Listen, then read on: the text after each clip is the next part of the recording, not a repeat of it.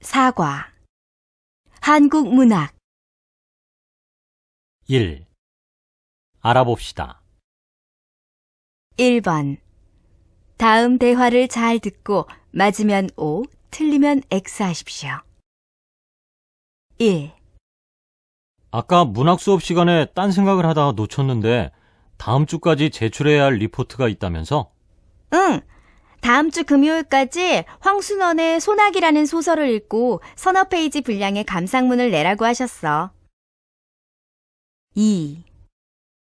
나의 사랑하는 생활이라는 수필을 쓴 작가가 피천득 선생님이시던가요? 맞아요. 제가 제일 좋아하는 수필인 인연이라는 작품으로 더 잘 알려진 분이기도 하죠. 하지만 안타깝게도 몇 년 전에 돌아가셨어요. 3. 홍길동전이라고 들어보셨어요? 물론이죠. 한국에서는 어른이나 아이나 할 것 없이 누구나 좋아하는 고전소설이에요. 그런데 홍길동전은 어떻게 알게 되셨어요?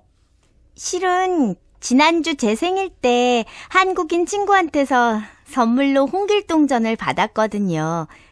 아직 안 읽었는데 무슨 내용이에요?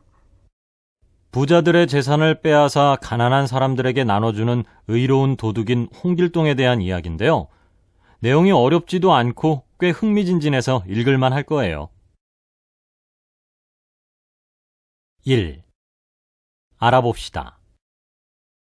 1번. 다음 대화를 잘 듣고 맞으면 O, 틀리면 X 하십시오. 1. 아까 문학 수업 시간에 딴 생각을 하다가 놓쳤는데 다음 주까지 제출해야 할 리포트가 있다면서? 응. 다음 주 금요일까지 황순원의 소나기라는 소설을 읽고 서너 페이지 분량의 감상문을 내라고 하셨어. 2. 나의 사랑하는 생활이라는 수필을 쓴 작가가 피천득 선생님이시던가요? 맞아요. 제가 제일 좋아하는 수필인 인연이라는 작품으로 더 잘 알려진 분이기도 하죠. 하지만 안타깝게도 몇 년 전에 돌아가셨어요. 3. 홍길동전이라고 들어보셨어요? 물론이죠. 한국에서는 어른이나 아이나 할 것 없이 누구나 좋아하는 고전소설이에요. 그런데 홍길동전은 어떻게 알게 되셨어요? 실은 지난주 제 생일 때 한국인 친구한테서 선물로 홍길동전을 받았거든요.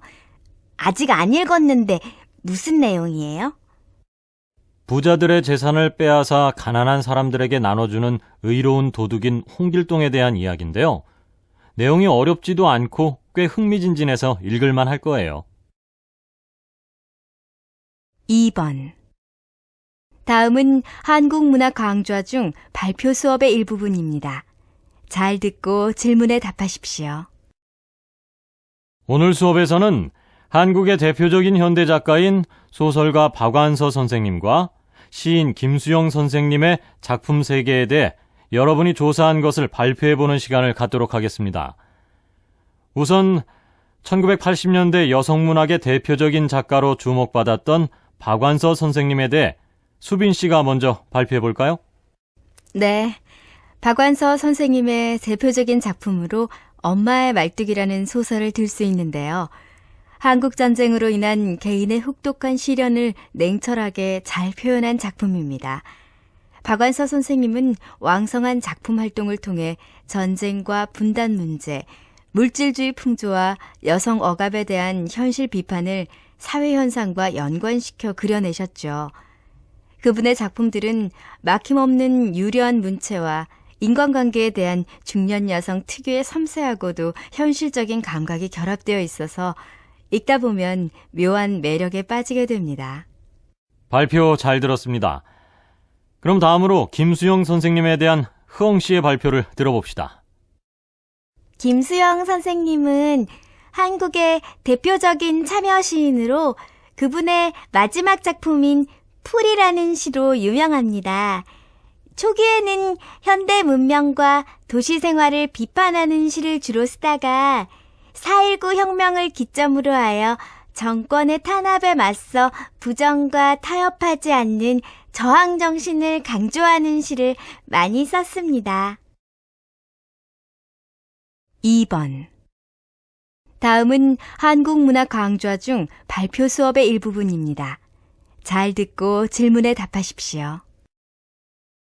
오늘 수업에서는 한국의 대표적인 현대 작가인 소설가 박완서 선생님과 시인 김수영 선생님의 작품 세계에 대해 여러분이 조사한 것을 발표해보는 시간을 갖도록 하겠습니다. 우선 1980년대 여성문학의 대표적인 작가로 주목받았던 박완서 선생님에 대해 수빈 씨가 먼저 발표해볼까요? 네, 박완서 선생님의 대표적인 작품으로 엄마의 말뚝이라는 소설을 들 수 있는데요. 한국전쟁으로 인한 개인의 혹독한 시련을 냉철하게 잘 표현한 작품입니다. 박완서 선생님은 왕성한 작품 활동을 통해 전쟁과 분단 문제, 물질주의 풍조와 여성 억압에 대한 현실 비판을 사회 현상과 연관시켜 그려내셨죠. 그분의 작품들은 막힘없는 유려한 문체와 인간관계에 대한 중년 여성 특유의 섬세하고도 현실적인 감각이 결합되어 있어서 읽다 보면 묘한 매력에 빠지게 됩니다. 발표 잘 들었습니다. 그럼 다음으로 김수영 선생님에 대한 흐엉 씨의 발표를 들어봅시다. 김수영 선생님은 한국의 대표적인 참여 시인으로 그분의 마지막 작품인 풀이라는 시로 유명합니다. 초기에는 현대 문명과 도시 생활을 비판하는 시를 주로 쓰다가 4.19 혁명을 기점으로 하여 정권의 탄압에 맞서 부정과 타협하지 않는 저항 정신을 강조하는 시를 많이 썼습니다. 3번. 다음은 시조를 다룬 문학 수업의 일부입니다. 잘 듣고 질문에 답하십시오. 자, 지금부터 고려 말기부터 발달한 한국 고유의 정형시인 시조에 대해 알아보겠습니다. 시조란 원래 시절의 노래인 시절가조를 줄여서 부르는 말입니다. 시조는 형식면에서 초장, 중장, 종장의 3장으로 이루어지며 전체 자수는 45자 내외이고 종장의 처음 구절은 3자로 정해져 있습니다. 조선시대의 시조로 이순신 장군이 지은 시조를 한편 살펴보겠습니다. 한산섬 달 밝은 밤에로 시작하는 이순신 장군의 시조는 임진왜란 때인 1595년에 지은 것으로 알려져 있는데 나라를 걱정하는 마음이 아주 잘 나타나 있는 시조입니다. 읽어가면서 뜻을 살펴보겠습니다. 한산섬 달 밝은 밤에 수루, 그러니까 적의 상황을 살피는 높은 집인 수루에 앉아서 큰 칼 옆에 차고 깊은 시름, 시름은 마음속 걱정이에요. 시름을 하는 때에 어디에서 들려오는 일성호가, 즉 피리 소리는 남의 애를 끝나니, 그러니까 나를 몹시 슬프게 하니 라는 내용인데 전쟁 중에 큰 칼을 차고 적의 동정을 살피며 나라의 앞니를 걱정하고 있는 장군의 모습이 잘 나타난 시입니다. 3번. 다음은 시조를 다룬 문학 수업의 일부입니다. 잘 듣고 질문에 답하십시오. 자, 지금부터 고려 말기부터 발달한 한국 고유의 정형시인 시조에 대해 알아보겠습니다. 시조란 원래 시절의 노래인 시절가조를 줄여서 부르는 말입니다. 시조는 형식면에서 초장, 중장, 종장의 3장으로 이루어지며 전체 자수는 45자 내외이고 종장의 처음 구절은 3자로 정해져 있습니다. 조선시대의 시조로 이순신 장군이 지은 시조를 한편 살펴보겠습니다. 한산섬 달 밝은 밤에로 시작하는 이순신 장군의 시조는 임진왜란 때인 1595년에 지은 것으로 알려져 있는데 나라를 걱정하는 마음이 아주 잘 나타나 있는 시조입니다. 읽어가면서 뜻을 살펴보겠습니다. 한산섬 달 밝은 밤에 수루, 그러니까 적의 상황을 살피는 높은 집인 수루에 앉아서 큰 칼 옆에 차고 깊은 시름, 시름은 마음속 걱정이에요. 시름을 하는 때에 어디에서 들려오는 일성호가, 즉 피리 소리는 남의 애를 끝나니, 그러니까 나를 몹시 슬프게 하니 라는 내용인데 전쟁 중에 큰 칼을 차고 적의 동정을 살피며 나라의 앞니를 걱정하고 있는 장군의 모습이 잘 나타난 시입니다. 2. 들어봅시다. 2번. 다음은 소설가 박경리의 문학세계에 대해 발표한 내용입니다. 잘 듣고 질문에 답하십시오. 안녕하세요. 저는 20세기를 빛낸 예술인, 독자들이 꼽은 가장 유력한 노벨문학상 후보, 대하소설 토지의 작가인 박경리 선생님을 소개하겠습니다. 선생님의 대표작 토지는 조선 말기 일제 식민지 광복에 이르는 한민족의 순환기를 고스란히 담아낸 한국 대하소설의 뿌리로 평가받고 있습니다. 토지는 소설의 깊이만큼이나 완성되는 시간도 길었습니다. 1969년 첫 회를 시작으로 전체 5부가 완성되기까지 무려 25년이 걸렸다고 합니다. 선생님의 명성은 한국 문학의 최대 수학이라고 일컬어지는 토지 한 편으로만 생겨난 것은 아닙니다. 토지를 전후해서 그리고 토지 사이사이 발표됐던 20여 편의 장편 소설을 비롯한 여러 작품들도 문단에 작지 않은 족적을 남겼습니다. 박경리 선생님은 등단 초기 단편을 주로 쓰다 장편으로 옮겨갔는데 초기 작품들은 비교적 작가의 개인적 삶과 밀착돼 있습니다. 전쟁으로 남편을 잃고 어린 두 남매와 노모를 부양하는 여주인공 순영이 문학을 통해 상처를 달래는 내용의 초기 단편 암흑시대를 비롯해 초기 작품들에는 작가 자신의 분신과도 같은 인물들이 주로 등장했습니다. 작가가 쓴 첫 장편 연애소설로 1960년 여성지에 연재될 당시 파격적 자유연애로 화제를 모았던 성녀와 마녀 역시 낭만적 사랑의 열정과 개인적인 삶, 여성으로서의 삶에 대해 고민했던 박경리 초기 문학의 특성이 잘 드러난 작품입니다. 1960년대에는 많은 장편 소설을 썼는데 이 중에서 김약국의 딸들은 대중적으로 상당한 성공을 거뒀습니다. 19세기 중후반부터 1930년대까지 경상남도 통영 일대를 배경으로 하고 있는 김약국의 딸들은 김약국의 5딸과 그의 아내를 중심으로 인간의 욕망이 빚어내는 비극성을 그린 작품입니다.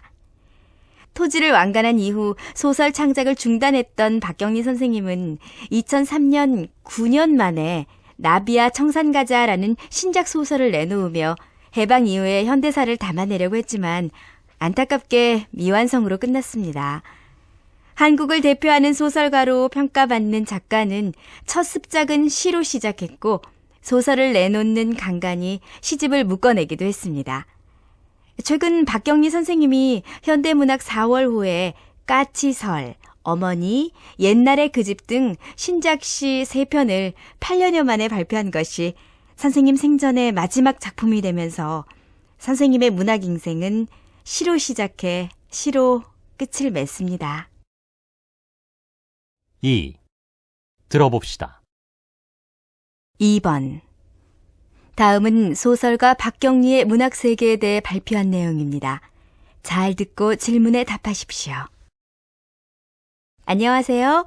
저는 20세기를 빛낸 예술인, 독자들이 꼽은 가장 유력한 노벨문학상 후보, 대하소설 토지의 작가인 박경리 선생님을 소개하겠습니다. 선생님의 대표작 토지는 조선 말기 일제 식민지 광복에 이르는 한민족의 순환기를 고스란히 담아낸 한국 대하소설의 뿌리로 평가받고 있습니다. 토지는 소설의 깊이만큼이나 완성되는 시간도 길었습니다. 1969년 첫 회를 시작으로 전체 5부가 완성되기까지 무려 25년이 걸렸다고 합니다. 선생님의 명성은 한국 문학의 최대 수학이라고 일컬어지는 토지 한 편으로만 생겨난 것은 아닙니다. 토지를 전후해서 그리고 토지 사이사이 발표됐던 20여 편의 장편 소설을 비롯한 여러 작품들도 문단에 작지 않은 족적을 남겼습니다. 박경리 선생님은 등단 초기 단편을 주로 쓰다 장편으로 옮겨갔는데 초기 작품들은 비교적 작가의 개인적 삶과 밀착돼 있습니다. 전쟁으로 남편을 잃고 어린 두 남매와 노모를 부양하는 여주인공 순영이 문학을 통해 상처를 달래는 내용의 초기 단편 암흑시대를 비롯해 초기 작품들에는 작가 자신의 분신과도 같은 인물들이 주로 등장했습니다. 작가가 쓴 첫 장편 연애소설로 1960년 여성지에 연재될 당시 파격적 자유연애로 화제를 모았던 성녀와 마녀 역시 낭만적 사랑의 열정과 개인적인 삶, 여성으로서의 삶에 대해 고민했던 박경리 초기 문학의 특성이 잘 드러난 작품입니다. 1960년대에는 많은 장편 소설을 썼는데 이 중에서 김약국의 딸들은 대중적으로 상당한 성공을 거뒀습니다.